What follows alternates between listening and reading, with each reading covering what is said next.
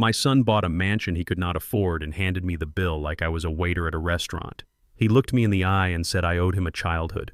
When I refused to sign away my entire pension to pay for his wife's vanity project, they did not just leave. They sued me for $500,000. They thought I was just a senile old man from the south side of Chicago. They forgot that before I retired, I spent 30 years staring down union busters and steel magnates. They wanted a war over money. I gave them a lesson in pain. My name is Booker. I am 70 years old. Before I tell you how I destroyed my own son's financial delusions, tell me in the comments where you are watching from. I want to know how far this story travels. The silence in my house was heavy enough to crush a man. It was the kind of silence that settles into the floorboards when you have lived alone for too long. I sat at the head of the dining table, my hands folded over the tablecloth Etta used to save for Sundays. The grandfather clock in the hallway ticked, tick-tock, tick-tock. It was 8:45 in the evening. They were 45 minutes late. On the table, the pot roast I had started cooking at noon was sitting in the center, slowly turning into a cold gray lump. The collard greens had lost their steam. I looked at the empty chair across from me. A framed photograph of Etta rested there. It was the 10th anniversary of the day her heart stopped beating. I had told Darius this dinner was important. I told him to be on time. When headlights finally flashed against the front window, I did not feel relief. I felt the old ache in my knuckles, the same ache I used to get before a strike vote at the steel mill. The front door opened without a knock. Darius walked in first. My boy is 32 years old, 6 feet tall, and wearing a suit that I knew cost more than my first car. But he walked with his shoulders hunched, his eyes darting around the room like he was afraid the walls were going to judge him. Behind him came Tiffany, my daughter-in-law. She stepped into my living room like she was stepping into a dirty puddle. She was a petite white woman with blonde hair sprayed so stiff it probably would not move in a tornado.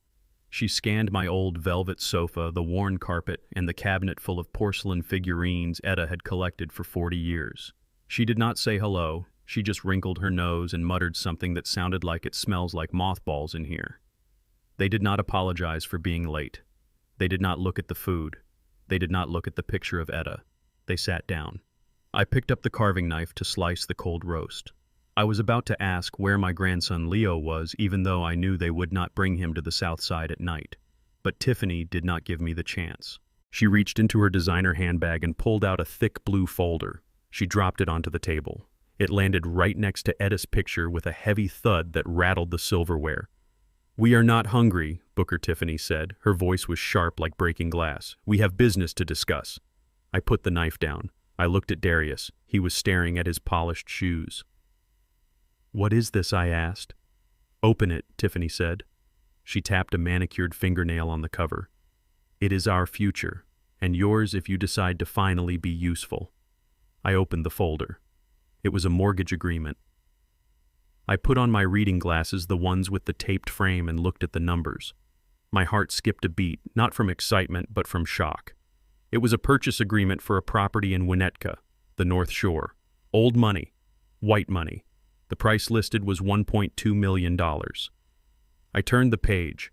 The interest rate was adjustable, a trap for fools. The monthly payment was estimated at $8,500. And there at the bottom of the page, under the line for guarantor and cosigner, was my name. Booker T. Washington. I looked up. Darius was finally looking at me, his eyes pleading, sweating despite the chill in the house. "You bought a house," I said, my voice low and steady. "We made an offer," Darius said, his voice cracking. "It is a dream home, Dad. 5 bedrooms, a pool, great schools for Leo. It is everything I never had growing up." I looked back at the paper. 1.2 million.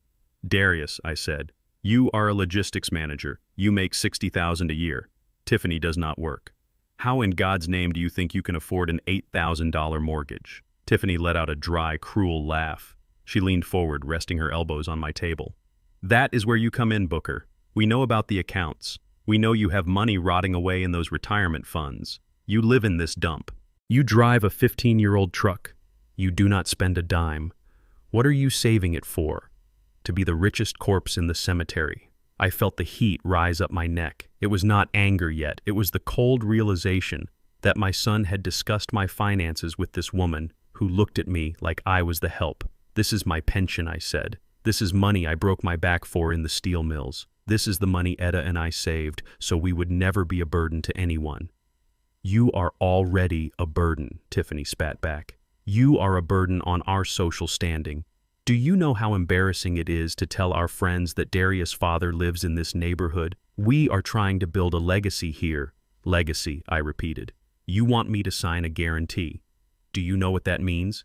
It means when you miss a payment, and you will miss a payment, the bank comes for me. They take my savings. They take this house. So what? Darius shouted. He slammed his hand on the table. This house is garbage anyway. Sell it. Move into the guest suite in the new house. We are offering you a chance to live like a human being instead of a rat.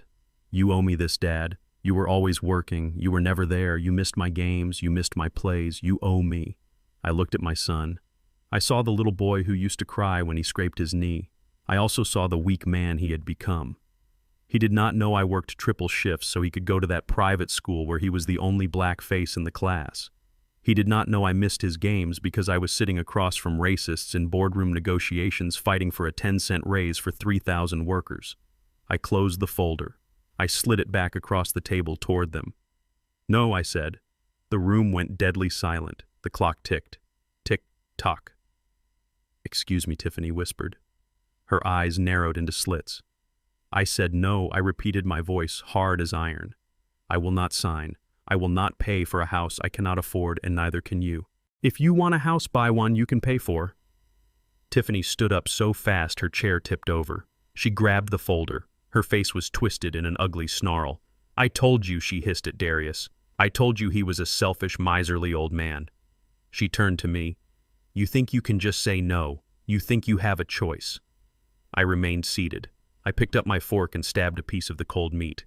I suggest you leave. Tiffany grabbed Darius by the arm and hauled him up. She leaned down until her face was inches from mine. I could smell her expensive perfume cloying and sweet, masking the scent of rot. Fine, she said. Keep your money. Keep your pathetic little house. But listen to me closely, Booker. If you do not sign these papers by Monday, you will never see Leo again. I will scrub you from his life. He will grow up thinking his grandfather is dead. Darius looked at me, his eyes wet with shame and fear, but he did not stop her. He let her say it. They walked out. The front door slammed with a force that shook the walls. Edda's picture frame rattled against the wood of the table. I sat there alone in the silence. I looked at the cold food. I looked at my trembling hands. They wanted to use my grandson as a hostage. They wanted to blackmail me with the only thing I had left to love. I took a bite of the roast. It was dry and tasteless. I swallowed it anyway. I needed my strength. They had fired the first shot, but they did not know who they were dealing with. I reached into my pocket and took out my heart medication. I swallowed the pill without water. If they wanted to play the game of leverage, they were about to learn why the Steel Barons used to hate seeing Booker T. Washington walk into the room. That night I did not sleep. I sat by the window and watched the streetlights flicker. I knew this was not over. But I did not know that 3 days later, a sheriff deputy would be banging on my door at dawn, holding a lawsuit that would demand everything I had. The front door closed, and the silence that followed was heavier than the steel beams I used to carry. I scraped the cold pot roast into the trash can. It felt like a sin to waste food Edda would have cherished, but I had no appetite. My chest felt tight, a familiar pressure that had become my constant companion since the factory days. I reached for the amber pill bottle on the counter. My hands were shaking. I dry swallowed the heart medication and gripped the edge of the sink. I looked down at my hands. They are ugly hands to some people. The skin is thick and rough like leather left out in the sun. The knuckles are swollen. There are burn scars on my forearms from the blast furnace that never faded. These hands spent 30 years working triple shifts in the heat and the filth. These hands pounded tables in union halls fighting for a 10-cent raise so my son would never have to touch a shovel. I broke my body so Darius could have soft hands. I destroyed my lungs breathing in soot so he could breathe the filtered air of a corporate office. And now he stood in my house in a $3,000 suit and looked at me with shame. He had forgotten where he came from. He had forgotten that the very ground he walked on was paid for with my sweat and his mother's blood.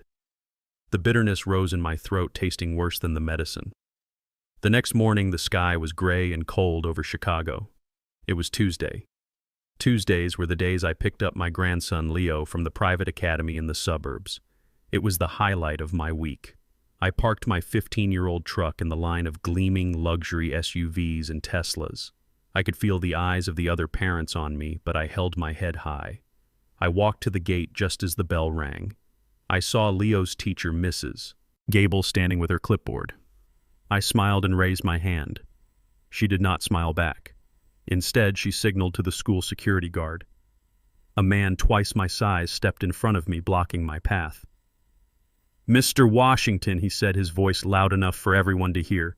"You need to step back. You are not allowed on the premises." I was confused. I tried to step around him. "I am here for my grandson," I said. The principal walked out. She looked at me with a mixture of fear and disdain. She held up a sheet of paper. "Your name has been removed from the authorized pickup list, Booker." She showed me the list. My name was there, but a thick red line had been drawn through it. Next to my name in bold red letters was a note. It read, "Violent tendencies, unstable, potential threat to student safety." I felt the blood drain from my face. Violent, unstable. I was the man who donated the books to their library. I was the man who volunteered at the bake sale. I looked past the guard and saw a white Range Rover pull up to the curb. Tiffany stepped out. She was wearing oversized sunglasses and a designer coat. She walked past me without looking at my face.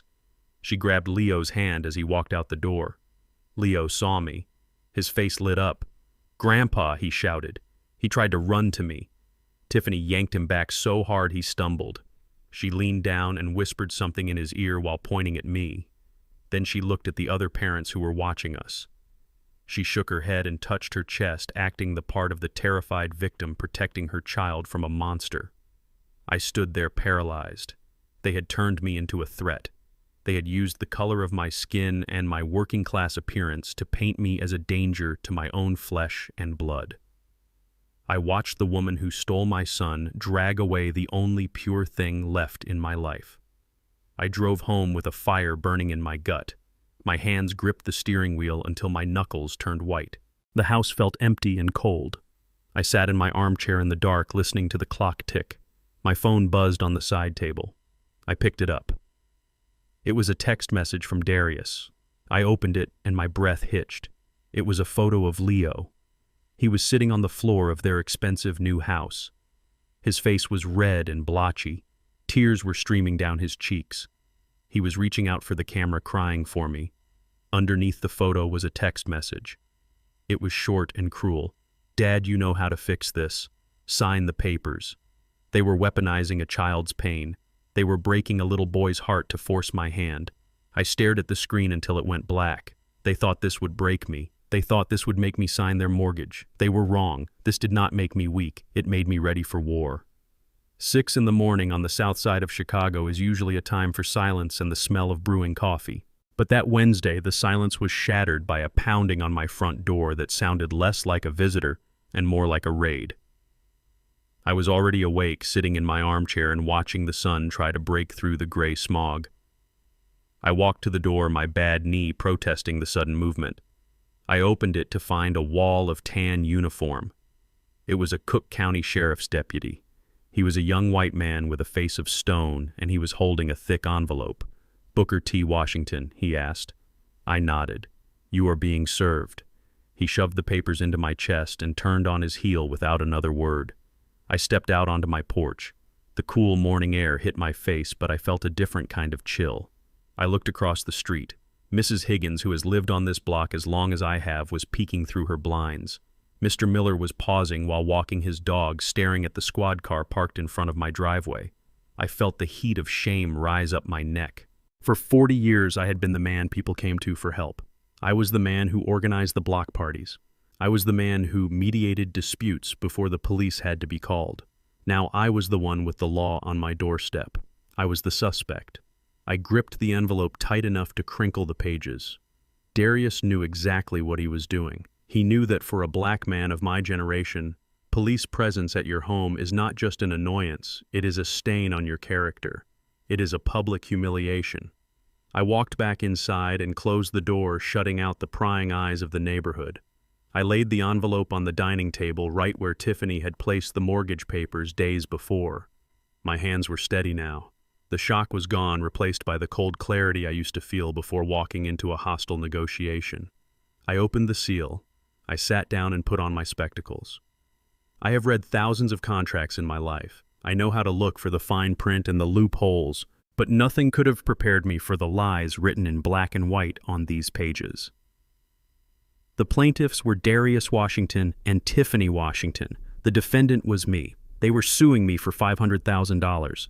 I read the legal causes of action and my blood ran cold. Promissory estoppel, unjust enrichment, breach of verbal contract. I read the complaint twice just to make sure my eyes were not deceiving me. Paragraph 4 stated that I, Booker Washington, had entered into a verbal agreement with my son. It claimed that I had promised to pay them $500,000 in exchange for them moving back to Chicago to provide daily care and assistance for my declining health. I laughed, a dry, bitter sound in the empty house. Declining health. I walked 3 miles every morning. I mowed my own lawn. I fixed my own roof last summer. I had never asked them for a glass of water, let alone daily care. They were painting a picture of a frail, senile old man who had lured his children home with false promises of wealth and then trapped them. It was a complete fabrication. But as I read on, I saw the cruelty in their strategy. They claimed they had quit their jobs and uprooted their lives in reliance on my promise. They claimed I had benefited from their presence and was now unjustly enriching myself by withholding the payment. It was a lie designed to destroy me in court. They knew there was no written contract, so they invented a story that made them look like victims and me like a manipulative tyrant. They were using my independence against me, twisting the knife of my own generosity. I looked at the signature at the bottom of the complaint. It was not just a lawyer's signature. It was signed by Darius under penalty of perjury. My son was willing to lie to a judge to get his hands on my pension. I reached for the phone and dialed a number I knew by heart. Reggie answered on the second ring.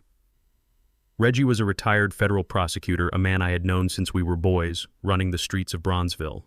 He listened in silence as I read him the key paragraphs of the lawsuit. When I finished, he let out a long sigh.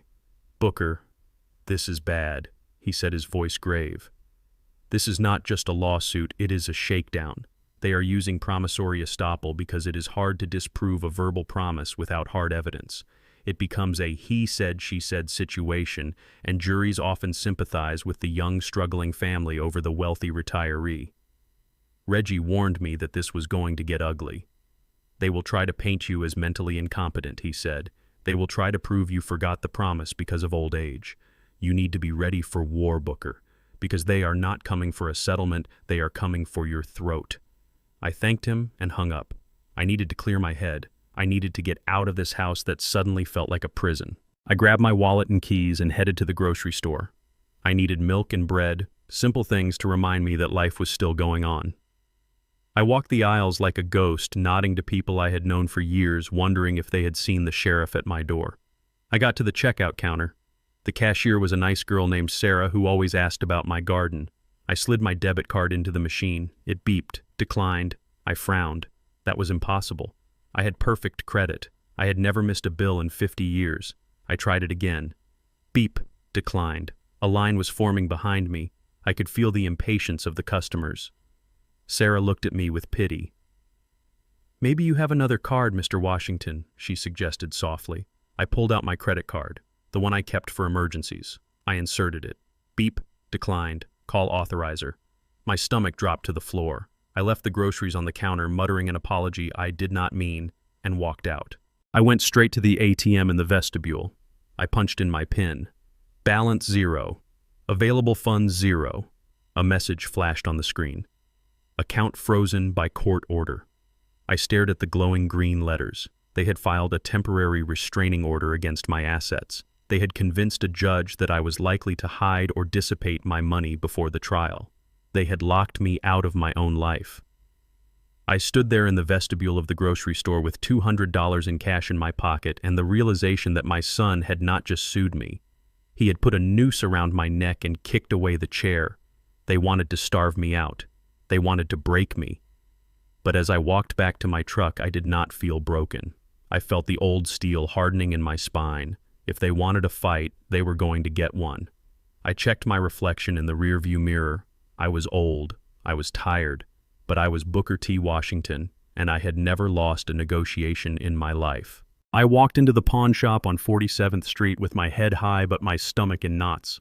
The bell on the door jingled, a cheerful sound that clashed with the smell of dust and desperation hanging in the air. I approached the counter where a man with grease-stained fingers was examining a trumpet. I waited until he was done. I reached into my pocket and pulled out the velvet box I had kept in my nightstand for 10 years. Inside was a gold Rolex. It was not just a watch. It was the only thing the steel mill gave me when I retired after 40 years of breathing their smoke and fixing their messes. On the back it was engraved, "To Booker, for loyalty and service." I placed it on the glass counter. The pawnbroker picked it up. He did not look at the engraving. He did not look at the weight of the gold. He just put a loop to his eye and grunted. I told him I needed $3,000. It was enough to pay the initial retainer for a lawyer to fight the freeze on my accounts. He laughed a dry hacking sound. "I will give you 800. I felt the anger rise, but I pushed it down. This was not a negotiation. This was survival. I told him it was worth 5 times that. He shrugged and started to push it back to me. 1,000, I said. He stopped. 1,200, he countered. Take it or leave it. I looked at the watch. I looked at the reward for 4 decades of my life. I nodded. He counted out the bills. $1,200. It felt light in my hand. It felt like I was selling my dignity to buy a weapon to fight my own blood. I walked out of the shop feeling lighter and heavier at the same time. I had the cash, but I had left a piece of my history behind in a cage of glass and steel. 2 hours later, I walked into the Starbucks on Michigan Avenue. It was neutral ground. Public. Safe. Or so I thought. I saw Darius sitting in a corner booth. He was wearing an Italian suit that shimmered under the track lighting. He had sunglasses on even though we were inside. He looked like a man trying to be someone important. He looked like a stranger. I sat down across from him. I did not buy a coffee. I could not afford to waste $5 on bean water. Darius took off his glasses. His eyes were bloodshot. He looked tired. He pushed a piece of paper across the table. It was not the lawsuit. It was a loan guarantee form from the bank. "Dad," he said, his voice low, "we can end this right now. Just sign this. The lawsuit goes away. The restraining order on your accounts goes away. You can have your life back." I looked at the paper. It was a deal with the devil. If I signed, I would be liable for a $1.2 million mortgage. If I did not sign, they would bleed me dry in court. "It is a simple solution," Dad Darius continued. "You have the assets. You just guarantee the loan. You do not even have to pay anything unless we default. And we won't default. I got a promotion coming up. Tiffany is starting her brand. We just need a little help to get started." I looked at him. A promotion. He was a warehouse manager. There was no promotion that would cover an $8,000 mortgage. He was lying to himself, and he wanted me to pay for the lie. Before I could answer, a shadow fell over the table. Tiffany walked up. She was wearing a white dress and holding a latte. She did not sit down. She stood over me like a queen inspecting a peasant. "Is he signing?" she asked Darius. Darius shook his head. "He is thinking about it." Tiffany let out a sharp breath. She looked at me with pure venom in her eyes. "You know what the problem is with you old black men?" she said, her voice loud enough for the next table to hear. "You hold on to money like a slave holds on to a meal. You are so afraid of losing what little you have that you cannot see when you have won. You have a chance to elevate your family Booker, to bring us into the modern world, but you would rather hoard your pennies and die alone in that ghetto." I felt a cold rage settle in my chest. She had said the quiet part out loud. She did not see me as a father or a man. She saw me as a historical artifact, a relic of a time she thought was beneath her. She thought my caution was fear. She thought my saving was stinginess. She did not know that I saved because I knew how fast the world could take it away from a man like me. I did not say a word. I slowly reached into my pocket and tapped the screen of my phone. The recording app was running. I had captured every word. I looked up at her. "I am not signing," I said. "Not today. Not ever." Tiffany slammed her hand on the table, spilling her latte. "Then enjoy being homeless," she hissed. "Come on, Darius." She turned and marched out. Darius looked at me one last time. There was no apology in his eyes, just a terrifying blankness. He stood up and followed her, leaving me alone with the spilled coffee and the recording that would bury them. I took the bus home. The sun was setting, painting the sky in bruises of purple and black. I walked up my driveway, my hand in my pocket, clutching the $1,200. I stopped at the bottom of the porch steps. Something was wrong. The air felt different. I looked at the living room window. It was shattered, jagged shards of glass stuck out of the frame like teeth. A cold wind was blowing the curtains inside. I ran up the steps, ignoring the pain in my knees. I pushed open the front door. There, in the middle of my living room floor, amidst a sea of broken glass, lay a brick. It was a paver stone, heavy and gray. Wrapped around it with a rubber band was a piece of notebook paper. I picked it up. I unfolded it. In block letters written in black marker, it said, "Pay up or burn." I looked around my empty house, my sanctuary. It had been violated. This was not a lawsuit anymore. This was not a family dispute. This was a siege. They were not just coming for my money, they were coming for my safety. They wanted me to be afraid. They wanted me to cower in the dark and sign whatever they put in front of me. I walked to the window and looked out at the street. It was empty, but I knew they were watching. I knew they were waiting. I felt the fear, yes, but underneath the fear was something else, something hot and hard. I went to the kitchen and pulled a chair under the door handle. I checked the back locks. I sat down in the dark with the brick in my lap. They had thrown a rock through my window. They had threatened to burn my home. They thought this would end it. But they had forgotten one thing. You do not start a fire in the house of a man who has walked through a blast furnace. You just remind him that he is fireproof. I gripped the brick. If it was a war they wanted, it was a war they were going to get. Reggie's office smelled of old paper and stale cigar smoke. It was a smell I had not encountered since the backroom deals of the 90s, but it was comforting. It smelled like work. Reggie sat behind a desk that looked like it had survived a bomb blast buried under stacks of case files and law books. He was typing furiously on a computer that hummed like a dying generator. I sat across from him watching the cursor blink. We were not looking at the lawsuit anymore. We were looking for the truth. I had a legal right to see my son's financial history because 15 years ago I had co-signed his student loans. I had put my name on the line so he could get a degree in business administration. I thought I was investing in his future. Now I realized I had just given myself a front row seat to his destruction. Reggie pulled up the credit report. The screen filled with red numbers. I put on my glasses and leaned in.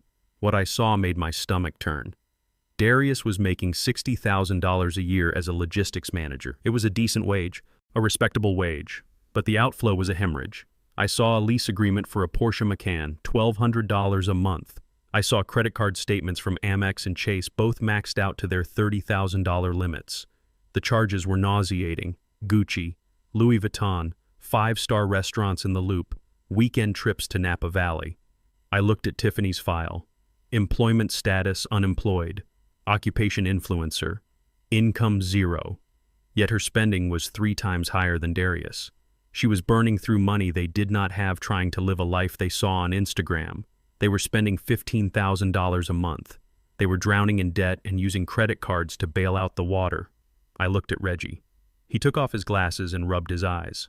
"Booker," he said softly, "this is not just bad math. This is a catastrophe. Your son is insolvent. If he misses one paycheck, he is on the street. That is why they are so desperate for your pension. They do not want to build a legacy. They want to plug a hole in the Titanic with your retirement money." I felt a wave of nausea. My son was not just irresponsible. He was living a lie. He was walking around in suits he could not afford, driving a car he did not own, trying to impress a woman who saw him as nothing more than an ATM machine with a pulse. But there was something else. Something that did not add up. I pointed to the mortgage application they had tried to force me to sign. The numbers were wrong. "Pull up the property records, Reggie," I said. "Look at the house in Winnetka." Reggie typed in the address. The property details popped up. It was a 5-bedroom colonial on a half-acre lot. Nice enough. But then we looked at the valuation.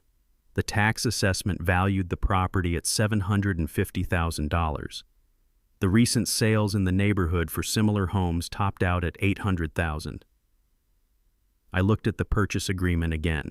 The sale price was listed at $1.2 million. They were overpaying by $400,000. Why would anyone buy a house for 50% more than it is worth, I asked. Even a fool knows to check the price tag. Darius works in logistics. He knows value. He knows numbers. Why would he agree to this? Reggie scrolled down to the seller information. The house was not being sold by a family or an individual. It was being sold by a limited liability company, an LLC. The seller was listed as Prestige Holdings LLC. Reggie frowned. That is a generic name, Booker. It could be anyone. Find out who owns it, I said. My voice was cold. I used to trace shell companies for the union when management tried to hide profits. I knew the game. Find out who is behind Prestige Holdings. Reggie navigated to the Secretary of State Business Registry. He typed in the name. The search wheel spun. I held my breath. The results loaded. Prestige Holdings LLC. Registered agent Stuart P. Miller. The name hit me like a physical blow. I knew that name. I had seen it on the wedding invitation 3 years ago. I had seen it on the expensive gifts that sat unopened at the reception because they were just empty boxes for show. Stuart Miller. Tiffany's father. I sat back in my chair and the whole picture clicked into place like a steel trap snapping shut. It was not a house purchase. It was a money laundering scheme. Stuart Miller was a failed real estate developer. I had heard the rumors. He was leveraged to the hilt, owing money to banks and private investors all over the city. He was drowning just like his daughter. This was the plan. Stuart sells a house he owns to his son-in-law for $400,000 more than it is worth. Darius takes out a loan for $1.2 million using my pension as collateral to guarantee it. The bank pays Stuart the full amount. Stuart pays off his debts with the inflated profit. Darius gets a house he cannot afford. And when Darius inevitably defaults because he cannot make the payments, the bank comes after me. They take my savings. They take my home. And Stuart walks away clean with my money in his pocket. My son was not just buying a home. He was the bagman for a con artist. And he was willing to sacrifice his own father to do it. Reggie looked at me. His face was pale. Booker, he said, this is fraud. This is mortgage fraud. This is a federal crime. I stood up. I walked to the window and looked out at the Chicago skyline. I felt a coldness spreading through my veins that had nothing to do with the winter air. They thought I was a mark. They thought I was a stupid old man who would sign anything to see his grandson. They did not know that I had spent 30 years reading the fine print in contracts written by men much smarter and much more ruthless than Stuart Miller. Print it all out, Reggie, I said. Print the credit reports, print the LLC registration, print the property valuation. Reggie hit the print button. The printer whirred to life, churning out the evidence of my family's betrayal. I am going to see Stuart, I said. Reggie stood up. Booker, do not do anything rash. These people are dangerous. They are desperate. I picked up the stack of warm paper. I am not going to be rash, Reggie. I am going to be precise. I am going to look that man in the eye, and I am going to tell him that he picked the wrong family to rob. I walked out of the office into the cold wind. I had the evidence. I had the truth. Now I just needed the opportunity to use it. I got into my truck and started the engine. It roared to life, a sound of pure mechanical anger. I pointed the nose north toward the suburbs. It was time to meet the in-laws. The North Shore Country Club was a fortress of green manicured lawns and old white money. It was a place where men like me were usually seen carrying golf bags or serving drinks, but never walking onto the green with a purpose that had nothing to do with the game. I parked my rusted Ford truck between a Mercedes and a Bentley. The valet looked at me as if I was lost, but I walked past him before he could open his mouth. I knew where to find Stuart Miller. Reggie had pulled his schedule. Stuart played 18 holes every Wednesday afternoon, rain or shine, because he did not have a job to go to. I found him on the 14th hole. He was wearing pastel yellow pants and a white polo shirt that stretched tight over his belly. He was lining up a putt. I walked right onto the green. My work boots left heavy indentations in the perfect grass. Stuart looked up. He did not look surprised. He looked annoyed, like a man interrupted by a fly. "Booker," he said, "you are trespassing. This is a private club." I stopped 3 feet from him. I held up the thick envelope of documents Reggie and I had compiled. The property valuation, the LLC registration, the evidence of his debts. "I know about the house, Stuart," I said. My voice was low enough not to carry to the foursome on the next tee, but hard enough to make him flinch. I know about Prestige Holdings. I know you are selling your own bad debt to my son for $500,000 more than it is worth." Stewart laughed. It was a wet, dismissive sound. He bent down and picked up his golf ball. He tossed it in his hand. "It is called business, Booker. Buying low and selling high. That is how wealth is built. You would not understand. You spent your life punching a clock. This is not business," I said. "This is fraud. You are using my pension to pay off your gambling debts. You are using my son as a bag man." Stewart stepped closer. He smelled of gin and expensive cologne. His eyes were cold and watery. "Let us be clear about something, Booker.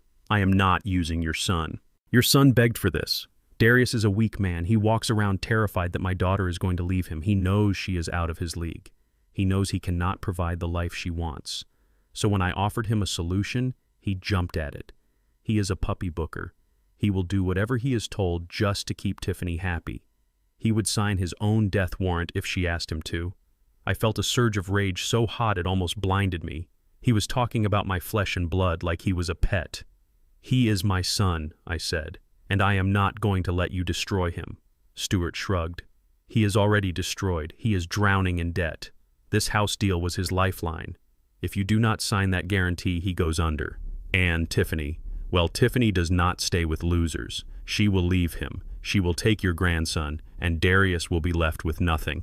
I stepped forward, my hands curled into fists at my sides. "I spent 30 years negotiating with sharks, Stewart. I know a bluff when I see one.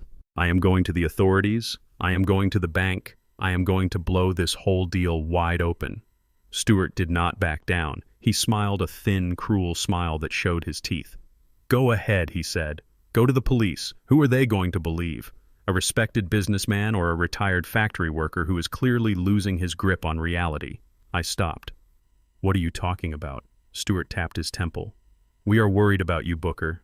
Darius tells us you have been forgetting things, getting aggressive, violent outbursts, throwing people out of your house, screaming at schools. It sounds like early onset dementia to me." I stared at him. The wind rustled the trees, but the world felt silent. "You are threatening me," I said. "I am stating facts," Stewart replied.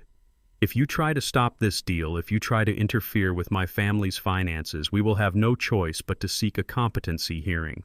I have many friends in the medical community, Booker, doctors who owe me favors. It would not be hard to find a physician who agrees that you are no longer fit to manage your own affairs." He leaned in close, his voice dropping to a whisper. "Think about it. A judge declares you incompetent. Darius gets appointed as your legal guardian. He gets control of your accounts. He signs the mortgage papers himself. And you get sent to a state facility where you can spend the rest of your days staring at the wall. Is that what you want?" I looked at this man, this predator in pastel clothing. He was threatening to take my mind. He was threatening to strip me of my personhood, to steal my money. It was the most evil thing I had ever heard. I turned around and walked away. I did not trust myself to speak. If I stayed 1 second longer, I would have put him in the hospital, and that would have only proved his point. I walked back to my truck, my heart hammering against my ribs like a trapped bird. They were not just going to sue me, they were going to erase me. I drove out of the country club and pulled into a gas station a few miles down the road. My hands were shaking so bad I could barely get the key out of the ignition. I needed to think. I needed to call Reggie. But before I could dial, my phone buzzed in my pocket. An email notification. I looked at the screen. It was an automated alert from the university health system where I had seen my doctor for 20 years. Subject security alert. Unauthorized access attempt detected. I opened the email. It stated that at 10:45 that morning, someone had attempted to access my medical records through the patient portal. The IP address was traced to a location in the suburbs. Winnetka. It had already started. They were not waiting for my answer. While Stewart was distracting me on the golf course, someone, probably Tiffany, was trying to get into my medical history. They were looking for anything they could twist, anything they could use to build a case that I was losing my mind. They were hunting for ammunition. I gripped the phone.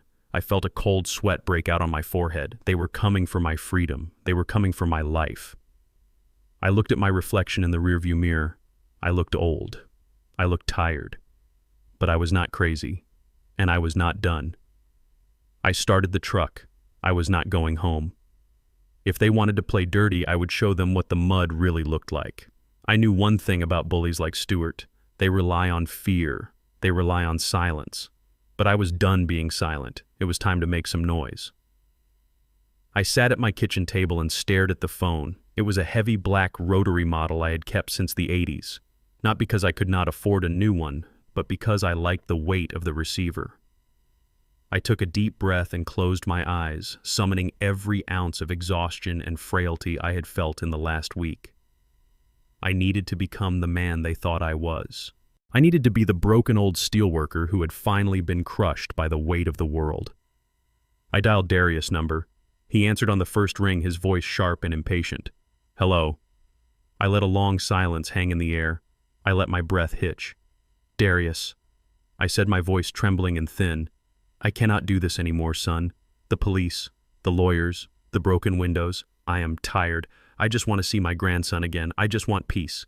There was a pause on the other end. I could almost hear the gears turning in his head, the suspicion warring with the greed. "Dad, are you saying what I think you are saying?" "Yes, son," I whispered. "Bring the papers. Bring the guarantee. I will sign. I just want it to be over." I heard him cover the phone, heard the muffled excitement of his voice telling Tiffany that I had folded. He came back on the line, his tone suddenly smooth and solicitous. "That is the right decision, Dad. We just want to take care of you. We will be there in 20 minutes. Do not go anywhere." I hung up the phone. I stood up and walked to the mirror in the hallway. I stooped my shoulders. I practiced a vacant, confused stare. Then I reached into my pocket and pulled out a pair of thick, black-rimmed reading glasses. I had bought them at a spy shop downtown 2 days ago.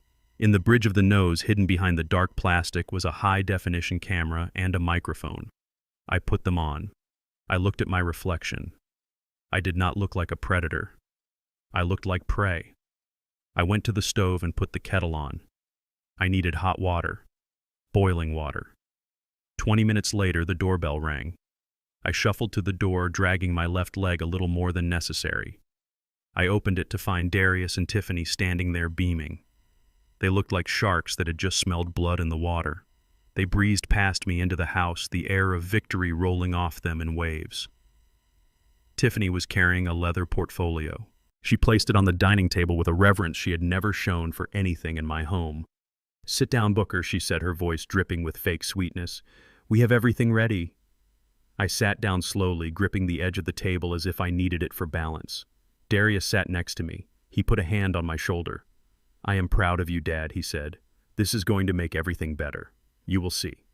Tiffany unzipped the portfolio. She pulled out a stack of documents that was much thicker than a simple loan guarantee. I squinted at them through my special glasses, making sure the camera lens was angled perfectly at the papers. "This looks like a lot of paper," I mumbled, my voice raspy. "What is all this?" "It is just standard paperwork," Booker, Tiffany said, waving her hand dismissively. "To make sure we can handle everything for you properly, we included a power of attorney, just in case your health gets worse. It saves us from having to bother you with every little detail." A power of attorney. They were not just trying to get the house, they were trying to take the keys to my entire life. They wanted the right to sign my name to anything they pleased. I leaned forward, peering at the documents. The text was small and dense. "My eyes are not so good these days," I said. "The letters swim around. I cannot read this fine print, Tiffany. You have to read it to me." Tiffany sighed, a sound of irritation escaping her throat. "We do not have all day, Booker. Just sign at the bottom." I shook my head stubbornly. "Etta always said, never sign what you do not read," I insisted. "Read it to me, Tiffany. Or, I cannot sign."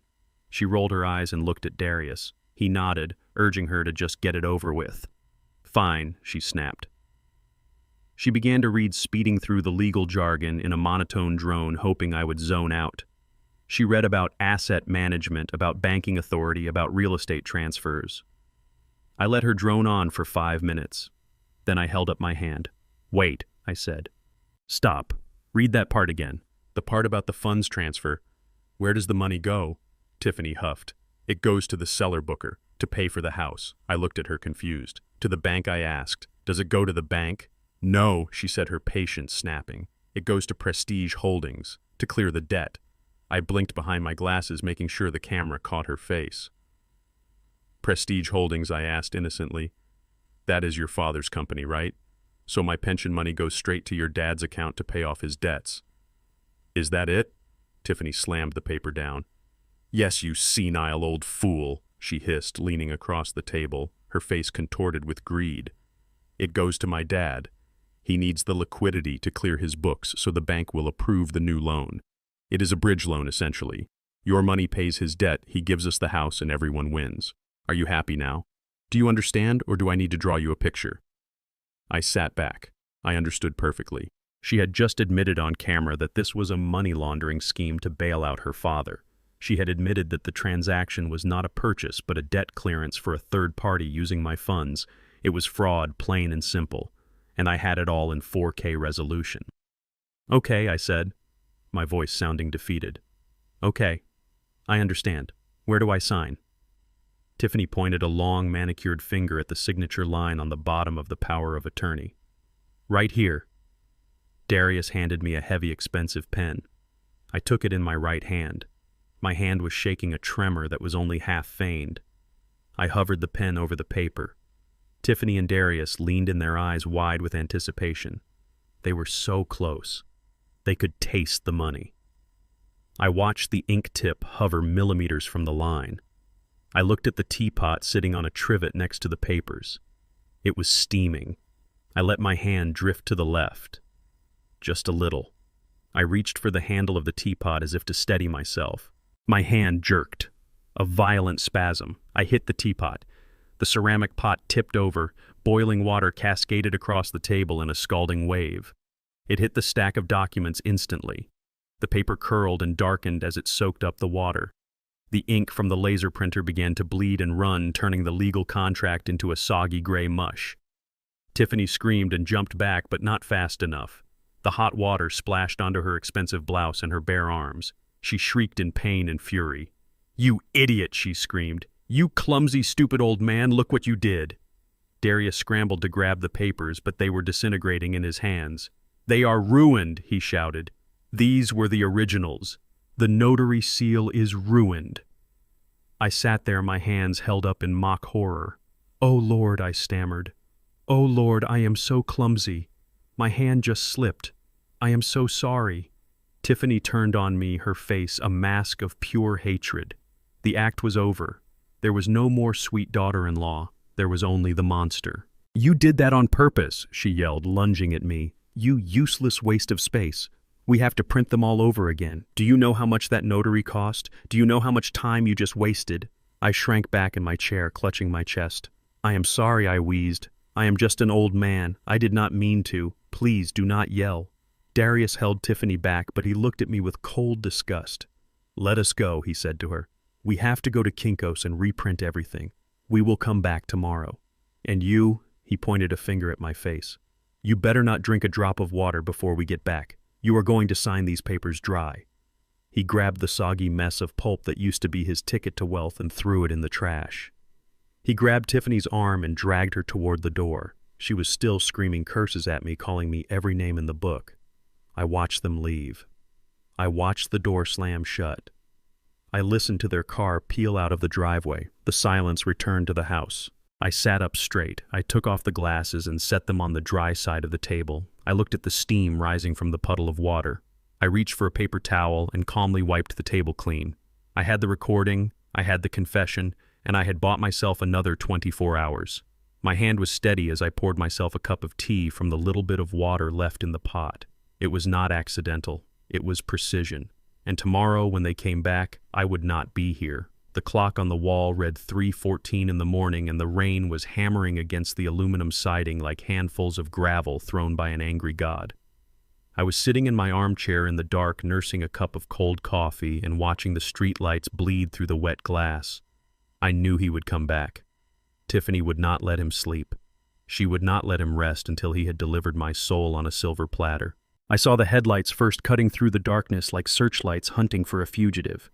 Then I heard the engine revving too high, the sound of a driver who had lost control of his machine and his mind. The car skidded into the driveway, tires screeching on the wet pavement. A car door slammed. Then the pounding started. It was not a knock. It was an assault.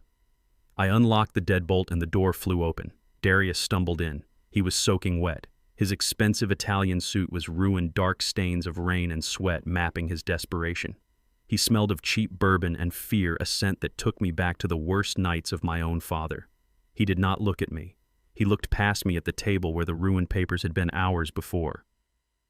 "Where are they?" he slurred, swaying on his feet. "Where are the new papers? Tiffany printed them. She says I cannot come home without them. She locked the door, Dad.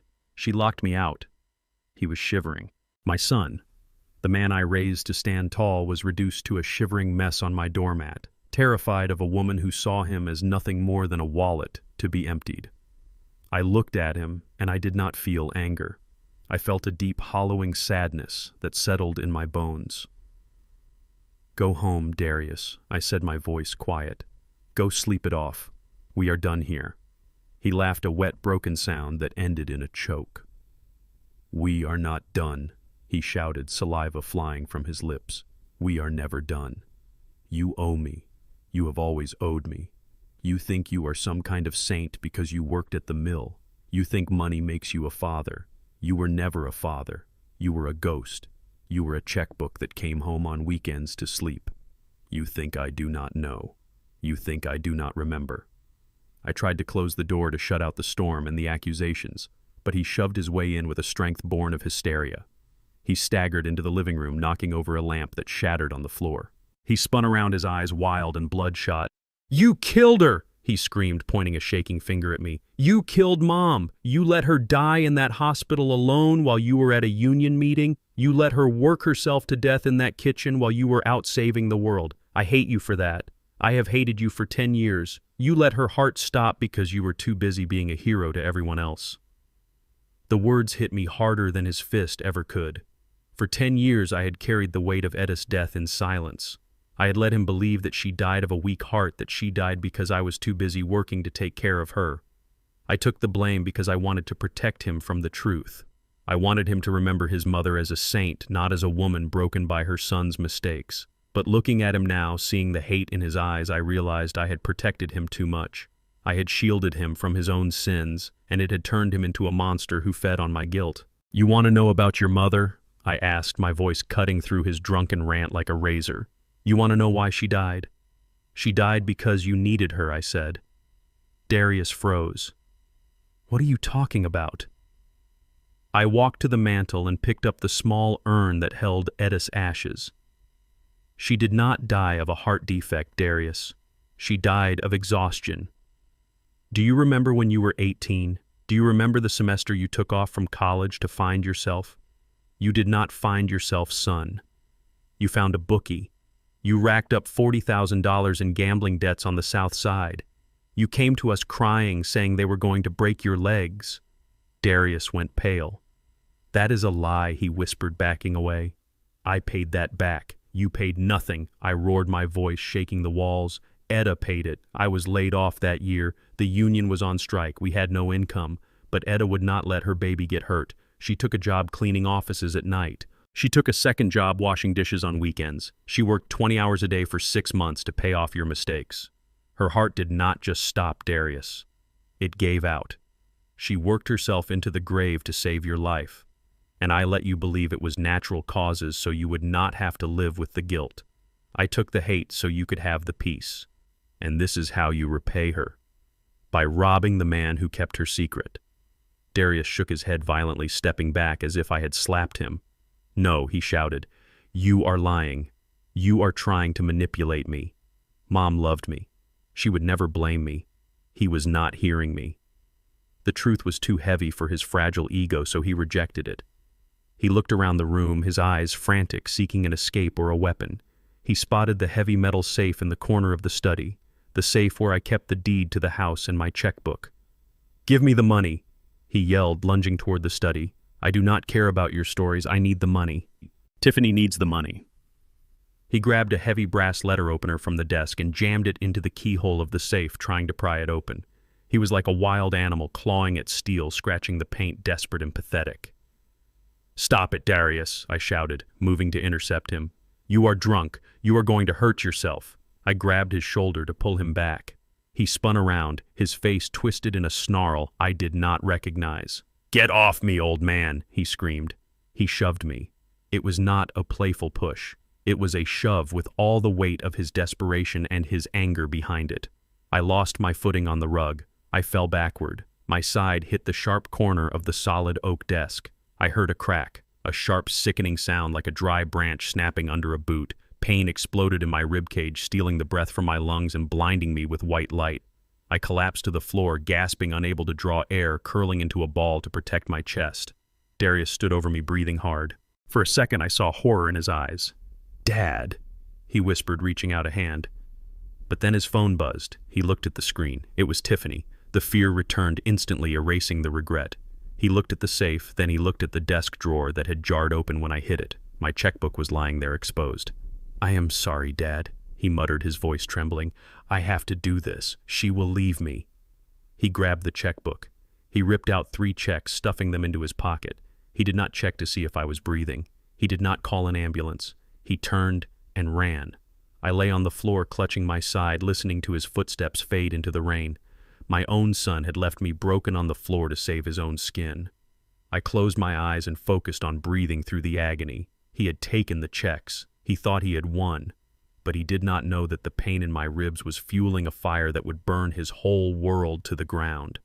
I reached for my phone. I did not call the police. Not yet. I called Reggie. It was time to end this. Every breath was a negotiation with pain. The cracked rib I had sustained 3 nights ago when my own son shoved me into my desk felt like a jagged shard of glass turning inside my chest. I walked down the center aisle of the Cook County Civil Courthouse, moving with the slow, deliberate shuffle of a man holding himself together with nothing but willpower and duct tape. I refused the cane Reggie had offered me. I refused to look weak. Not today. Not in front of them. I eased myself into the defendant's chair, and the simple act of sitting down sent a spasm of white-hot agony up my spine that made my vision blur. I gripped the table with my good hand and focused on breathing. In, out. In, out. Do not let them see you bleed. Reggie sat beside me. He was calm, a stone wall in a gray suit, but I could see the tension in his jaw. On the other side of the aisle sat the plaintiffs, Darius and Tiffany. They were flanked by their lawyer, a man named Mr. Thorne. He was a caricature of everything I despised about the legal system. He was a young white man with teeth too white and a tan that came from a bottle. He wore a suit that cost more than my truck, and he moved with the oily confidence of a predator who knows the game is rigged in his favor. He did not look at me as a person. He looked at me as a payout, a pinata to be beaten until the money fell out. Tiffany was putting on a performance worthy of an Academy Award. She was wearing a modest gray dress, completely out of character for her, clutching a handkerchief and looking at the judge with wide, fearful eyes. She shrank away from me whenever I looked in her direction, acting as if I were a violent monster who might leap across the aisle at any moment. Darius sat next to her, staring at the polished wood of the table. He looked smaller than I had ever seen him. His shoulders were hunched. His expensive suit hung on him like a costume, and he could not lift his head. He knew what he had done.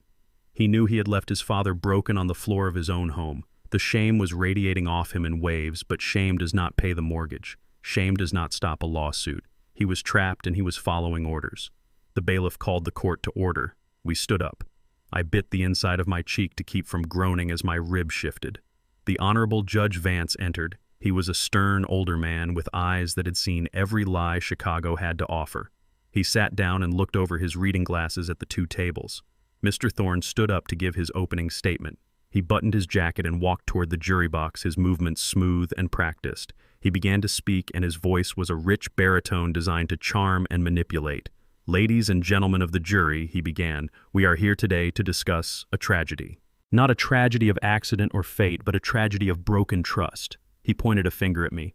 "This man, Booker Washington, presents himself as a humble retiree, a victim, but the evidence will show that he is a tyrant. A man who has used his wealth not to support his family, but to control them, to manipulate them, to abuse them." I sat stone still. The lies washed over me like sewage. Thorne painted a picture of a lonely, bitter old man who had begged his son to come home. He claimed I had promised Darius the world. He claimed I had wept and pleaded for them to leave their lives behind to care for me in my declining years. He used words like emotional coercion and financial abuse. He twisted my frugality into a weapon, claiming I hoarded money while my family starved just to watch them beg. He claimed I had a history of violence. He brought up the incident at the school where my name was flagged, claiming it was proof of my unstable nature. He did not mention that Tiffany was the one who put me on that list. He did not mention that I was the one who was shoved. He spun a narrative where Darius was the dutiful son trying to honor his father's wishes, and I was the senile despot who had pulled the rug out from under them for sport. Darius kept his head down the entire time. He studied his hands. He knew it was a lie. He knew I had never asked him for anything. He knew I had pushed him to be independent, to stand on his own 2 feet. But he sat there and let this stranger assassinate my character because he was terrified of the woman sitting next to him. Tiffany nodded along with every accusation, dabbing at dry eyes, looking at the jury with a pleading expression that said, "Please save us from this monster." It was hard to listen to. It is a special kind of hell to sit in a room full of strangers and hear your life twisted into something ugly. I had spent 40 years building a reputation as a man of his word, a man of honor. And in 20 minutes, Mr. Thorne turned me into a villain. I felt the eyes of the jury on me. They saw an old black man with a hard face. They saw the tension in my body, and they mistook my pain for aggression. I realized then how dangerous this was. The truth does not always matter in a courtroom. What matters is the story. And Mr. Thorne was telling a very good story. Then came the pivot. Mr. Thorne walked back to his table and picked up a single sheet of paper. He held it by the corner as if it were a holy relic. "They claim there was no contract," he said, his voice dropping to a dramatic whisper. "They claim Mr. Washington never promised to pay for the home in Winnetka. They claim this is all a misunderstanding. But ladies and gentlemen, we have proof. We have the smoking gun." He walked to the bench. "Your Honor, I would like to enter Plaintiff's Exhibit A into evidence.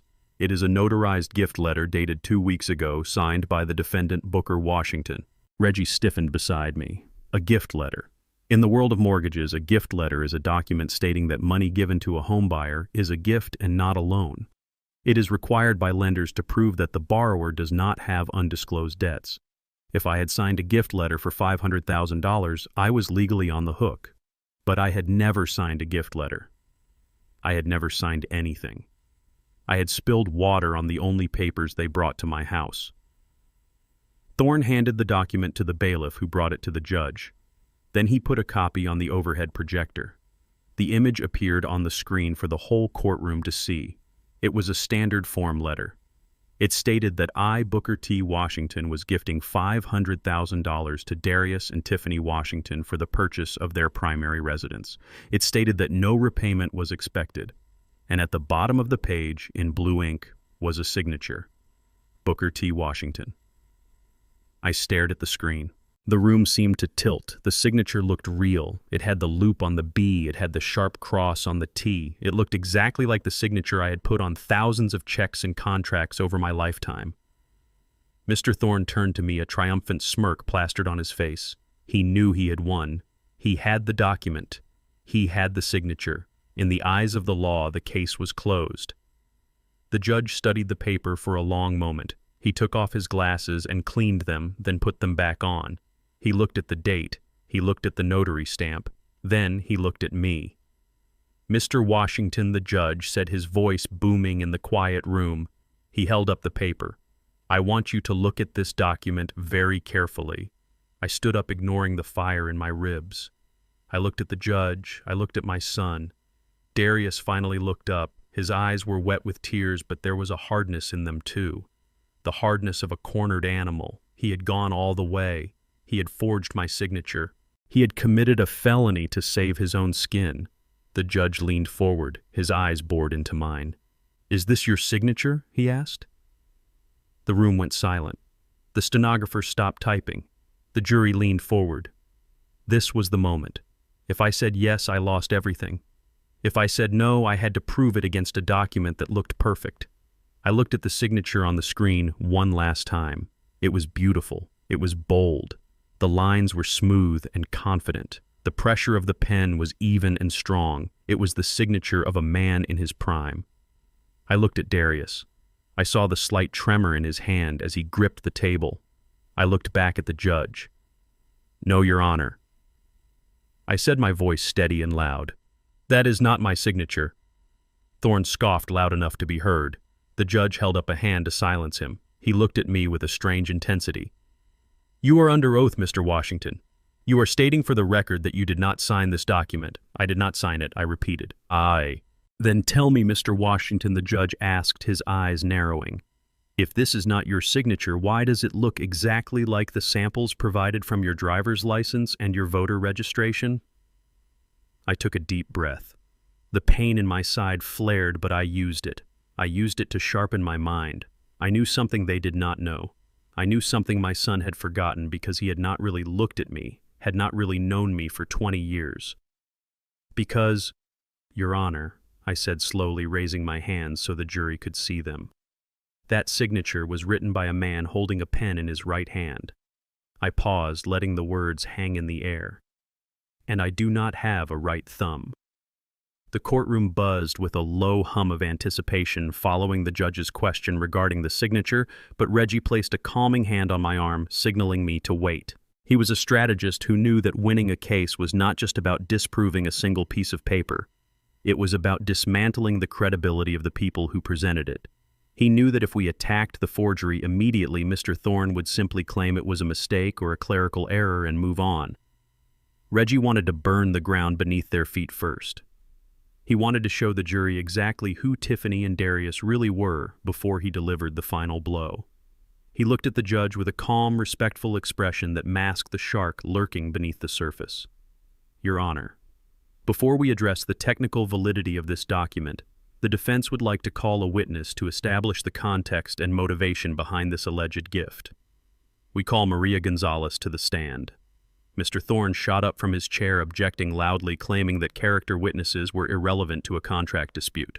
But the judge, who was clearly suspicious of the document sitting on his bench, overruled him with a wave of his hand. He wanted to hear the story. He wanted to know why a son would sue his father. The double doors at the back of the courtroom opened, and a small woman in a modest floral dress walked in. She clutched a worn leather purse with both hands and walked with the hesitant steps of someone who has spent her life trying not to be noticed. It was Maria. She had been the housekeeper for Stuart Miller for 10 years. She was the woman who cleaned their toilets, scrubbed their floors, and served their dinners while they talked as if she were a piece of furniture. People like Stuart and Tiffany never realized that the invisible people see everything and hear everything. Maria took the stand and swore the oath, her voice trembling slightly. She sat down and looked at me. Her eyes were kind. She knew who I was, even though we had never met. She knew me through the stories Tiffany told when she thought no one was listening. Reggie approached the stand gently. "Mrs. Gonzalez, please tell the court your relationship to the plaintiffs." Maria took a deep breath. "I worked for Mr. Stuart Miller and his daughter Tiffany for 10 years, she said, her English heavily accented but clear. "I cleaned their house in Winnetka." Reggie nodded. "And during your time in the Miller household, did you ever overhear conversations regarding Mr. Darius Washington?" Maria looked down at her hands, then she looked directly at Darius. "Yes," she said, "many times." Reggie asked her to describe a specific conversation from 2 years ago, a conversation that took place in the kitchen of the Miller estate. Maria closed her eyes, remembering. "It was a Sunday morning," she began. "Mr. Stuart and Miss Tiffany were having brunch. I was polishing the silver in the dining room. The door was open. They were talking about money. Mr. Stuart was angry. He was saying that the creditors were calling and that they needed cash fast. Miss Tiffany told him not to worry. She said she had found a solution. She said she had met a man named Darius. The courtroom was silent. Even the air conditioning seemed to stop humming. Darius shifted in his seat. He was staring at Maria, his face a mask of confusion. Reggie pressed on. "What did she say about Darius?" Maria paused. "She said he was a little slow, but he was desperate to be accepted. She said he had a father from the South Side who was sitting on a gold mine of a pension and union funds. She said the father was a cheap old man who never spent a dime." "And did she use a specific term to describe Darius?" Reggie asked. "Yes," Maria said. "She called him her lottery ticket. She told her father that if she played her cards right, she could get the ring, get the access, and drain the accounts before the old man died. She said Darius would do whatever she told him because he was terrified of losing a woman like her." She laughed about it. They both laughed. They toasted with mimosas while I was on my knees scrubbing the floor. Mr. Thorne jumped up, shouting objection after objection, calling it hearsay, calling it slander. But the damage was done. The jury was looking at Tiffany. They were looking at the woman who had sat there playing the victim, and they were seeing the predator underneath. They saw the cold calculation behind the tears. Reggie turned to Darius. "And did you ever hear them discuss the house in Winnetka?" Yes, Maria answered. Mr. Stewart told Miss Tiffany that he could not sell the house on the open market because it had structural issues and black mold in the basement. He said he needed a buyer who would not ask questions or do an inspection. Miss Tiffany said not to worry. She said Darius would buy it for whatever price they set because he wanted to impress her. She said they could overcharge him by $500,000 and use the father's money to pay off Stewart's gambling debts. She said it was the perfect crime because it was all in the family. The words hung in the air like smoke. Black mold, structural issues, gambling debts. The perfect crime. Maria was not just testifying. She was peeling back the skin of their entire life and showing the rot underneath. She was confirming that my son was not a partner in his marriage. He was the mark. He was the victim of a long con orchestrated by the woman sitting next to him. Tiffany stood up so fast her chair scraped loudly against the floor, a harsh sound that made the jurors flinch. Her face was twisted red and ugly, the mask of the demure wife completely shattered. "You lying little maid," she screamed, pointing a finger at Maria. "You were fired for stealing. Nobody believes you. You are just a jealous servant who wants to ruin my life because we let you go. Shut your mouth." The judge slammed his gavel down. Order, he boomed, his voice echoing off the mahogany walls. "Sit down, Mrs. Washington. One more outburst like that, and I will hold you in contempt of court." Tiffany remained standing for a second longer, her chest heaving, her eyes wild. She realized too late that she had just proven Maria right. She had shown the court the rage and the entitlement that Maria had described. She sank back into her chair, but she did not look at the judge. She looked at Darius. Darius was not looking at the jury. He was not looking at me. He was looking at his wife. For the first time in 3 years, the fog in his eyes was clearing. He looked at the woman he had put on a pedestal, the woman he had betrayed his own father for. He saw the fear in her eyes, but he also saw the truth. He remembered the skipped inspections. He remembered her insistence on buying that specific house. He remembered how she always handled the finances, how she always kept him away from her father's business dealings. The realization was washing over him like cold water. He was not her husband. He was her retirement plan. He was the fool she had laughed about in her kitchen while a maid polished the silver. He pulled his arm away from hers on the table. It was a small movement, a shift of 2 inches, but it was a chasm opening up between them. Tiffany reached for him, trying to grab his hand to maintain the united front, but he flinched away from her touch as if she had burned him. He looked at me across the aisle. His eyes were wide and hollow, filled with a horror that had nothing to do with the lawsuit and everything to do with the wasted years of his life. He had sold his soul for a woman who called him a lottery ticket, and now the ticket was worthless. Darius walked to the witness stand like a man walking to the electric chair. His legs were heavy, and his skin had taken on the gray pallor of wet ash. He sat down, and the leather chair creaked in the silence of the courtroom. He did not look at the jury. He did not look at the judge. And he certainly did not look at me. He looked at Tiffany. She was sitting in the front row, staring at him with eyes that were hard and cold as diamonds. It was not a look of support. It was a command. Reggie stood up. He did not stride. He prowled. He walked toward the witness box with a thick file in his hand. He placed it on the railing in front of Darius. "Mr. Washington," Reggie began, his voice low and dangerous. "You stated earlier that your father promised you $500,000 because he wanted to help his family. You claimed you and your wife are financially stable and this money was merely a gift to secure a better neighborhood for your son. Is that correct?" Darius licked his lips. "Yes," he whispered. "That is correct." Reggie opened the file. "Then can you explain why DraftKings has a lien on your wages?" The air left the room. Darius flinched as if he had been struck. Reggie pulled out a sheet of paper. "According to these records obtained via subpoena, you have lost $52,000 betting on college football in the last 6 months alone. You have maxed out 3 credit cards trying to chase those losses. You are not buying a house, Mr. Washington. You are trying to stay out of kneecap range of a bookie on the south side. Is that correct?" "Objection," shouted Mr. Thorne. "Irrelevant. It goes to motive, Your Honor," Reggie countered smoothly. "The witness claims he does not need the money. The evidence shows he is drowning." "Overruled," said the judge. "Answer the question." Darius looked at Tiffany. She did not blink. She did not look worried. She looked bored. "I have some debts," Darius mumbled. Everyone has debts. Reggie leaned in closer. Not everyone has debts that equal their annual salary, Darius. Not everyone owes money to people who do not use collection agencies. You told your father you needed a bridge loan for a mortgage. But the truth is you needed a bailout because you gambled away your rent money. You lied to your father just like you are lying to this court. Darius was sweating now. Huge drops ran down his forehead, staining his collar. I did not lie, he stammered. He promised. He promised to help. Reggie stepped back. He looked at the jury. He let them see the desperation radiating off my son. He let them see a man who was not a victim but a junkie looking for a fix. I have no further questions, Reggie said. He sat down. I looked at Darius. He was shaking. He looked broken. I thought it was over. I thought Reggie had done enough to show the jury that Darius was unreliable. I thought my son would step down and we could go home. But then Tiffany moved. She reached into her purse. She pulled out a single manila envelope. It was not thick. It looked innocuous. She handed it to Mr. Thorne. She whispered something in his ear. I saw Thorne's eyes widen. He looked at the envelope.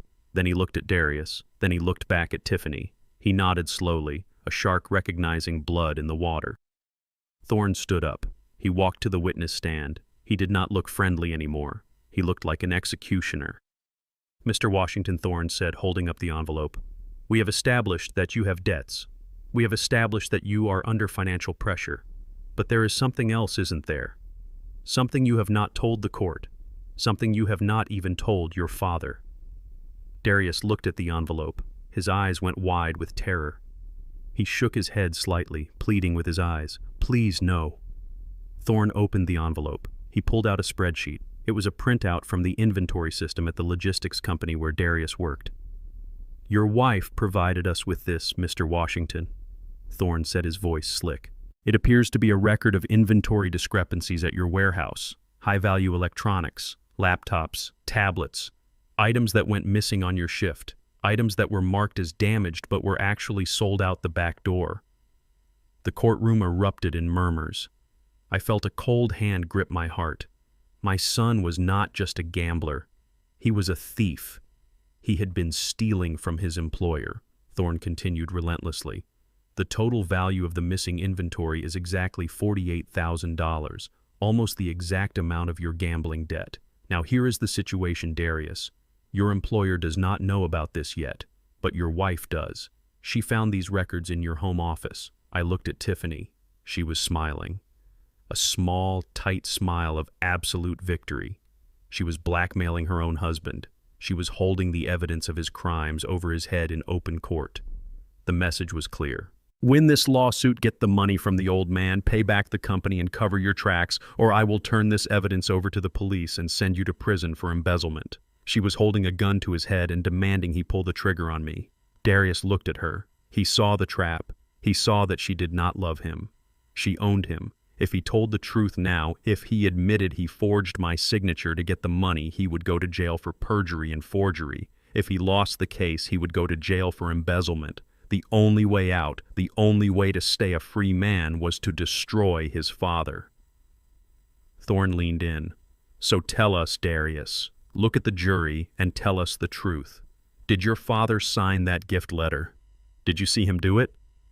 Darius looked at me. For a long second, our eyes met. I saw the boy I had taught to ride a bike. I saw the teenager I had taught to drive. I saw the young man I had walked to the college dorms. I saw all the years of sacrifice and love I had poured into him.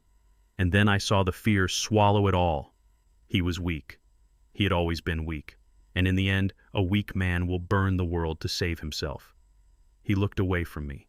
He looked at the jury. His voice was flat dead. "Yes," he said. "My father signed it. I was there. I handed him the pen.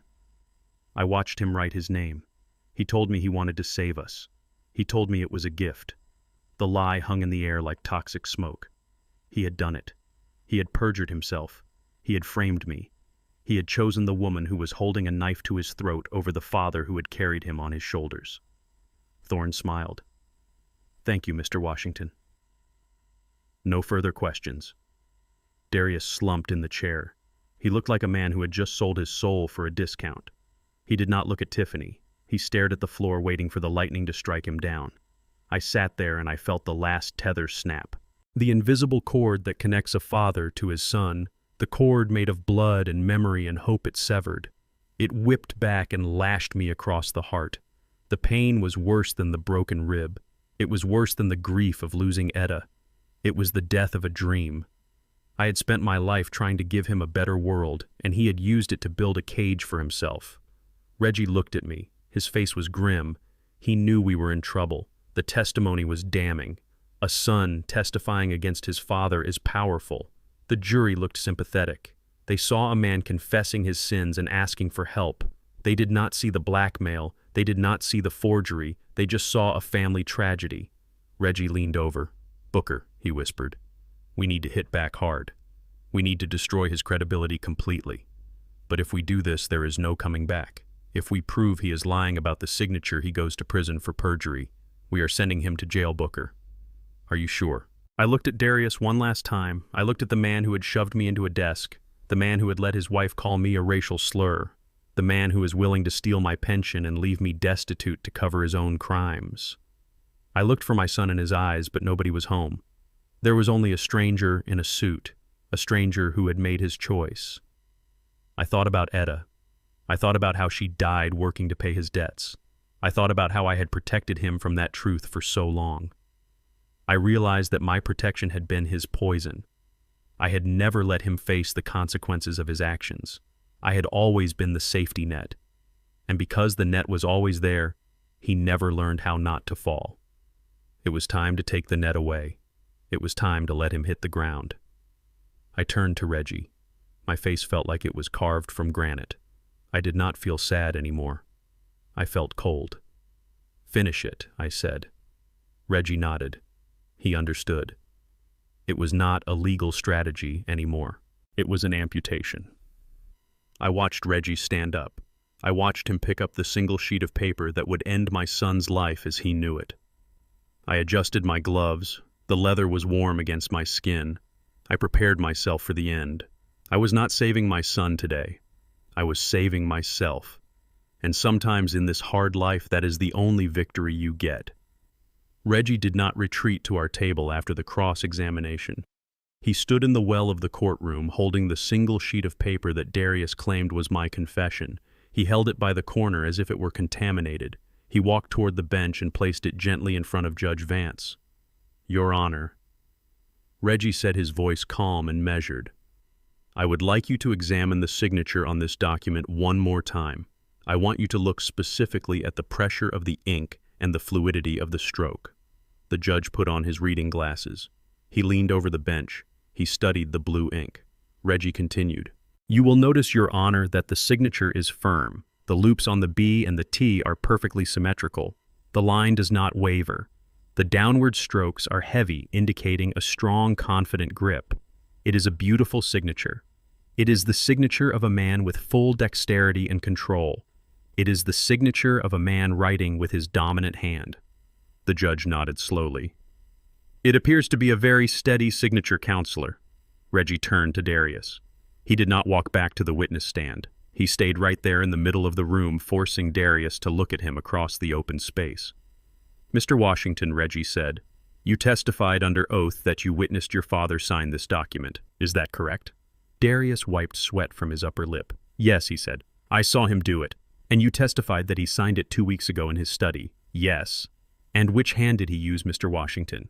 Darius blinked. He looked confused by the question. It seemed like a trap, but he could not see the teeth. He looked at me. He looked at my hands resting on the defense table, clad in the black leather gloves I wore every day. He tried to remember, but he could not remember because he had not been paying attention to me for years. He only saw me as a resource, not a person. He fell back on what he knew from childhood. I had always been right-handed. I taught him to throw a baseball with my right hand. I taught him to hammer a nail with my right hand. "He used his right hand," Darius said confidently. "He has always been right-handed." Reggie nodded. He looked at the jury. He looked at Tiffany, who was starting to frown, her eyes darting between her husband and my gloved hands. She sensed the danger before he did. Reggie turned to me. "Mr. Washington," he said, "please stand up." I pushed myself up. The pain in my ribs was a dull roar, but I ignored it. I stood straight. I looked at the judge. "Mr. Washington," Reggie said, "please remove your right glove." The room went silent. The air conditioning hummed. I lifted my left hand and gripped the cuff of the black leather glove on my right hand. I pulled. The leather slid off with a soft whisper. I laid the glove on the table. I held up my right hand. A gasp rippled through the jury box. It started in the front row and moved back like a wave. My right hand was not a hand. It was a ruin. The thumb and the index finger were gone, sheared off at the knuckle. The middle finger was twisted and fused a mass of scar tissue and bone that could not bend. It was the result of a press accident at the steel mill in 1990. A machine had malfunctioned. I had reached in to clear a jam, to save the line, to save the company money. The press came down.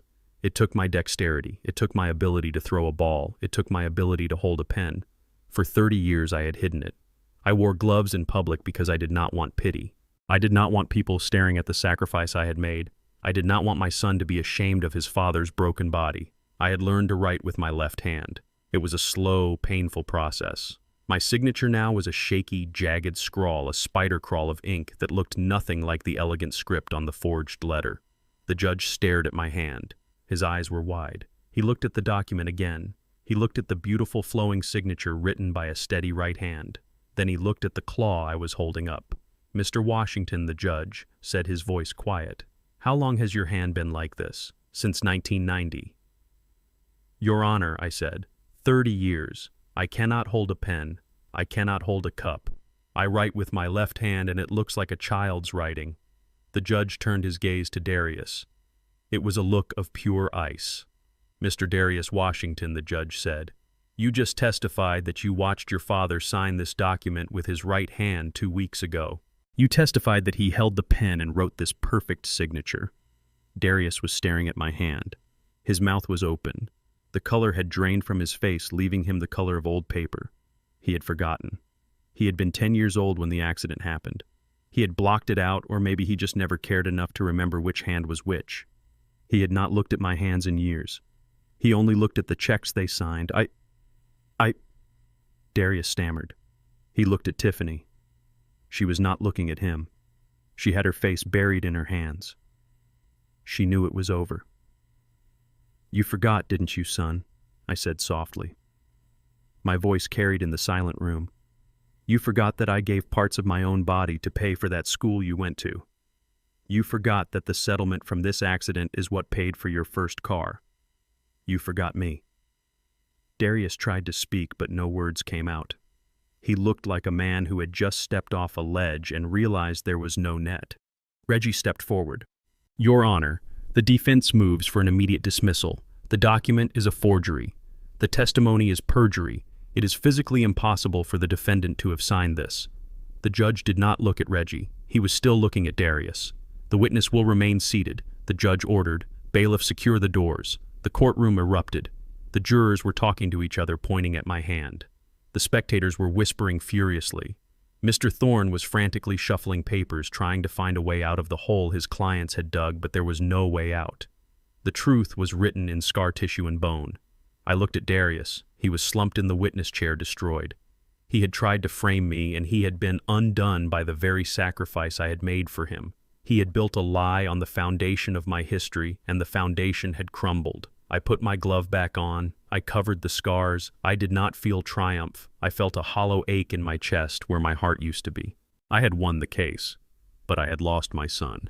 And as the judge reached for his gavel to deliver the final blow, I knew that this victory was the saddest thing I had ever tasted. The sound of the gavel striking the wood was not the sound of justice to my ears. It was the sound of a guillotine blade dropping, and the head in the basket belonged to my own son. Judge Vance did not just dismiss the case. He stood up behind the bench, his face flushed with the righteous anger of a man who has been played for a fool in his own house. He pointed a finger at Darius that shook with rage. "Mr. Washington, you have come into this court of law and you have lied under oath. You have presented forged documents as evidence. You have attempted to use the judicial system as a weapon to defraud a disabled man. This is not a mistake. This is a felony." Darius sat frozen in the witness chair. The blood had drained from his face, leaving him looking like a wax figure melting under the heat of the lights. He looked at his hand, the hand he claimed had held the pen, and then he looked at my mangled claw. The reality of what he had done finally crashed down on him. He had not just lost a lawsuit, he had committed perjury in open court. Bailiff the judge barked, his voice cutting through the stunned silence like a whip. "Take Mr. Darius Washington into custody immediately. I am holding him in direct contempt, and I am referring this matter to the district attorney for prosecution on charges of forgery and perjury." Darius tried to stand up, but his legs gave out. He grabbed the railing of the witness box. "No," he stammered, his voice thin and high like a frightened child. "No, please, I didn't mean to. She made me do it." He looked toward the plaintiff's table, searching for Tiffany. He was looking for his wife to save him. He was looking for the woman who had pushed him into this pit. But Tiffany was not looking at him. She was staring straight ahead, her knuckles white as she gripped her designer handbag. She was already distancing herself. She was already calculating her own survival. The bailiff moved fast. He was a large man with no patience for liars. He grabbed Darius by the arm and spun him around. The sound of the handcuffs ratcheting shut was a series of sharp metallic clicks that echoed off the high ceilings. Click, click, click. My son was in chains. He looked at me then. "Dad," he whispered. "Dad, help me." I sat still. My heart was breaking inside my chest, shattering into a million jagged pieces, but my face remained stone. I could not help him. I had tried to help him by teaching him right from wrong for 30 years. I had tried to help him by refusing to sign that mortgage, but he had chosen this path. He had chosen to walk into the fire, and now he had to burn. But the fire was not done burning yet.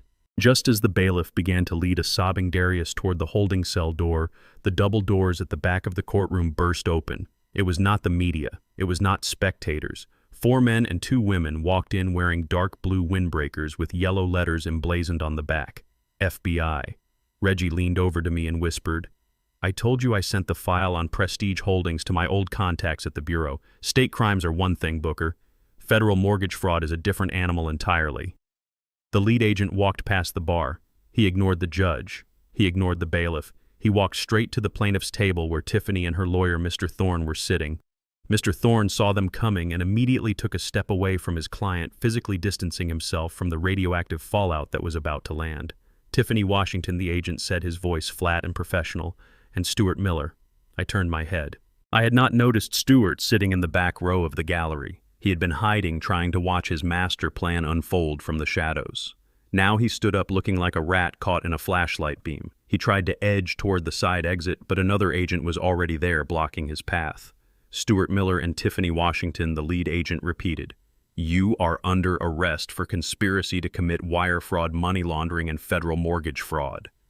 Tiffany let out a shriek that sounded less like a human and more like a banshee. "What? You cannot arrest me? Do you know who I am?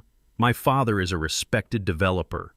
The agent did not care who she thought she was. He grabbed her wrists and pulled them behind her back. "We know exactly who you are, ma'am. We have the bank records from Prestige Holdings. We have the trail of shell companies used to inflate property values.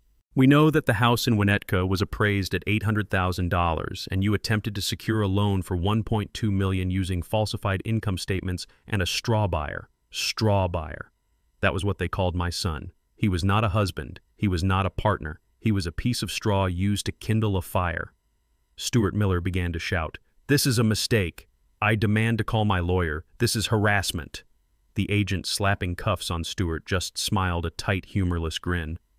"You can call whoever you want from the Federal Detention Center, Mr. Miller, but I suggest you save your breath. We have the emails, we have the wire transfers, and we have the testimony of your former housekeeper, Maria Gonzalez, who established the intent to defraud." The courtroom descended into chaos. It was a scene of absolute destruction. The veil of high society, the mask of wealth and class that Tiffany and Stuart had worn so proudly, was ripped away, leaving only the ugly greed underneath. And then the turning began. It started with Tiffany. As the agents dragged her toward the aisle, she saw Darius being held by the bailiff. Her face twisted into a mask of pure hatred. "It is his fault," she screamed, struggling against the agents. "He is the one who forged the signature. He is the one who gambled away our money. He told me his father would pay. He lied to me. I am a victim here." Darius stopped crying. He looked at his wife. He looked at the woman he had worshipped, the woman he had stolen for, the woman he was willing to send his own father to the poorhouse for. And he finally saw her. He saw the monster I had seen from the first day she walked into my house without wiping her feet. "You told me to do it," Darius shouted back, his voice cracking. "You printed the letter. You told me if I did not get the money, you would take Leo and leave. You made me do this." Stuart joined the chorus of betrayal. He looked at his daughter with disgust. "You stupid girl," he yelled. "I told you to handle this. I told you to keep the old man quiet. You said he was senile. You said he was an easy mark. You ruined everything." "Shut up, Dad," Tiffany shrieked. "You are the one who owes money to the mob. You used me to clean up your mess." They were eating each other alive. The family that had stood so united in their disdain for me, the family that had looked down their noses at my work boots and my pickup truck, was tearing itself apart with teeth and claws. They were not nobility. They were scavengers fighting over a carcass that had turned out to be a trap. I watched them from the defense table. I sat perfectly still. My ribs throbbed with a dull ache, but the pain felt distant now. I watched the police drag my son through one door. I watched the FBI drag his wife and father-in-law through another.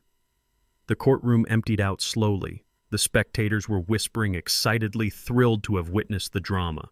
Mr. Thorne gathered his briefcase and scurried out without looking back, abandoning his clients to their fate. Reggie closed his file. "It is done, Booker," he said softly. "It is over." I looked at the empty witness chair where my son had sat and lied. I looked at the table where Tiffany had sat and plotted. "It is done," I agreed. But as I stood up and buttoned my jacket, I did not feel like a winner. I felt like a survivor of a natural disaster standing in the wreckage of what used to be my home. I had won the war. I had protected my dignity and my legacy, but I had lost the peace. I walked out of the courtroom. I walked past the cameras and the reporters. I walked out into the gray Chicago afternoon. The air smelled of rain and exhaust. I took a deep breath. I was alone, but I was free. And for the first time in a long time, I did not have to look over my shoulder. I simply had to keep walking one foot in front of the other, just like I had done every day of my life.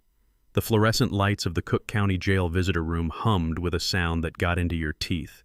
It was a cold, sterile noise. I sat on a metal stool bolted to the floor. In front of me was a thick pane of scratched plexiglass. On the other side sat a stranger wearing an orange jumpsuit. It was Darius, my son. He looked 20 years older than he had in the courtroom just 3 days ago. His head was shaved, his face was bruised. He looked small. He picked up the black phone receiver on the wall. I picked up mine. The connection crackled. "Dad," he said, his voice shaking.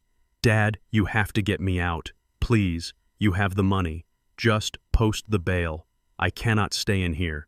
They know who I am. They know I have soft hands." I looked at him. I looked at the terror in his eyes. For 32 years, I had been the one to fix it.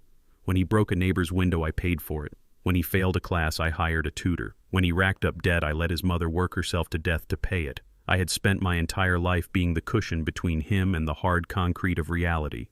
"I cannot do that, Darius," I said. He slammed his hand against the glass. "Yes, you can," he shouted. "You have millions. You proved it in court. You have secret accounts. Just write a check. I am your son. You cannot leave me in here with these animals." I leaned in close to the glass. "I am not leaving you with animals, Darius.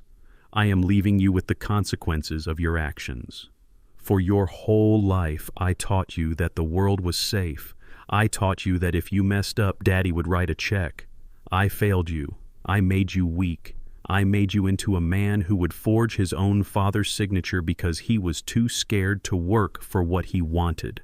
He started to cry. Ugly, sobbing tears that ran down his face and dripped onto the orange fabric. "Please, Dad, I am scared." "I know you are scared," I said. "You should be scared. You committed a felony. You betrayed your blood. If I bail you out now, you will never learn. You will come out and you will find another Tiffany. You will find another shortcut, and next time the fall will kill you. This cell is not your punishment, son. It is your classroom. This is the first time in your life you have to stand on your own 2 feet. I hung up the phone. Darius screamed silently behind the glass. He pounded on the partition, begging, pleading, mouthing the words, "I love you." But it was not love. It was dependency. I stood up. I put my hand on the glass for a brief second, covering his face with my palm. "Goodbye, son," I whispered. I turned and walked toward the heavy steel door. I did not look back. I could not look back. If I looked back, I might have crumbled, and I needed to be made of steel one last time. 2 weeks later, I stood in the living room of the house on the south side. It was empty. The furniture was gone. The pictures were packed.